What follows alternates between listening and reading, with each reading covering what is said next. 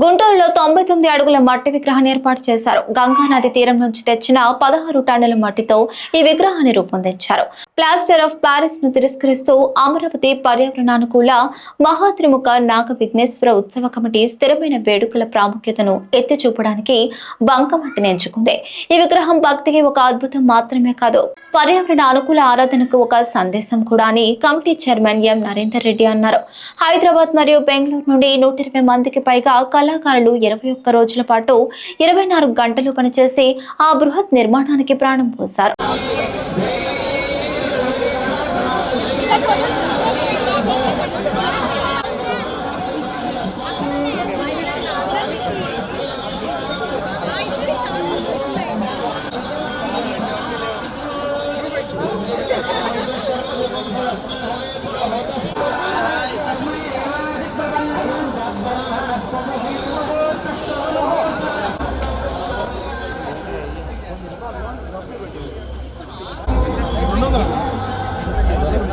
ఎక్కడ ఉన్నారు?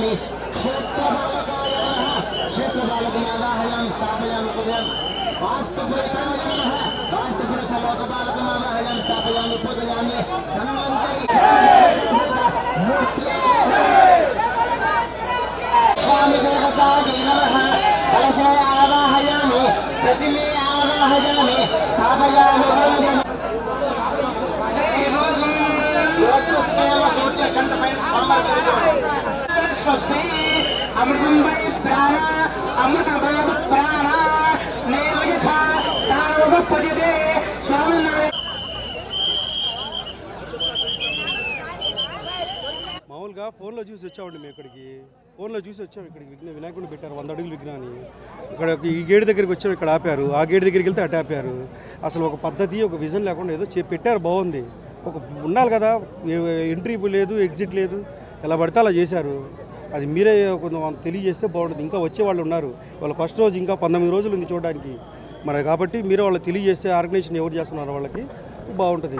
ఎందుకంటే వచ్చిన ఒక్కళ్ళు కూడా విజన్ లేదు. అక్కడ చూడండి ఎలా నిలబడ్డారు ఎంతమంది. ఆ గేట్ దగ్గర ఆగుతారు, ఎంట్రన్స్ వల్ల మీరు ఇంకా అక్కడికి వెళ్తే అటు ఆపుతారు, ఇటు వస్తే ఇటు ఆపుతారు. వాళ్ళు ఇష్టం వచ్చినట్టు తిప్పుతున్నారు. అది ఒక పద్ధతి లేకుండా తిప్పుతున్నారు. జనం కూడా పెద్ద ఫ్లోటింగ్ కూడా ఏం లేదు. కాకపోతే వాళ్ళు ఎలా చేయాలో తెలియక అలా చేశారు. మీరు వాళ్ళు తెలియజేస్తే బాగుంటుంది. వినాయకుడు చూడడానికి వచ్చాము. టోకెన్ అని ఫస్ట్ చెప్పాలా. సరే ఉంటే ఉంది, డబ్బులు లేవుంది కానీ వస్తాం సమస్య. కాకపోతే టోకెన్ విషయం చెప్పాలా. టోకెన్ తీసుకోవాలంటే రౌండ్ తిరిగి మళ్ళీ అక్కడికి వెళ్ళాలి. అక్కడికి వెళ్ళాలంటే ఎంత టైం పట్టింది? ఇంత తిరిగి రావడానికి గంట పట్టింది. మరి అటు వెళ్ళడానికి ఎంతసేపు పట్టింది? అంటే ఒక మనిషికి 50 రూపాయలు పెట్టారు. ఇది బర్డేనేగా? బర్డేనేగా మరి బాగా బర్డనే. సరే బర్డెన్ అనే సమస్య పక్కన పెట్టండి. ఫ్రీగా ఉందనుకోండి దారి, మనకి 50 కాదు 100 అయినా పెట్టి వెళ్ళిపోవచ్చు. కానీ లేదు, వైనం లేదు డిస్పాయింట్ అయ్యారు పక్కా అంతే. రైట్.